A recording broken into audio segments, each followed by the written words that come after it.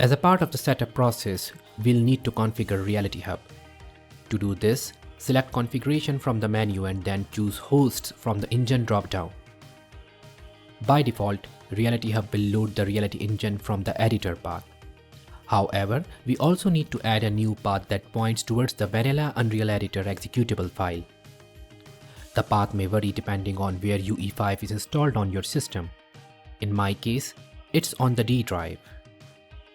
In order to enable bidirectional communication, we must change the default engine port to 30020.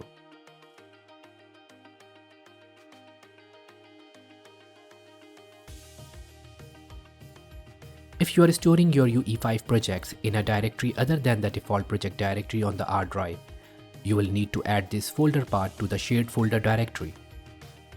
To do this, copy the existing project folder path and change the short name.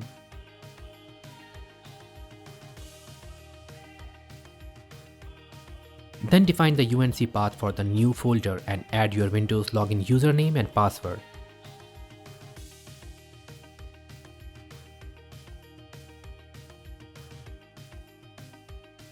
The folder will be automatically scanned the first time it is added. Finally, drop down the shared folder options to check the content stored in the folder. Once completed, your Reality Hub will be fully configured for use with the vanilla Unreal Engine.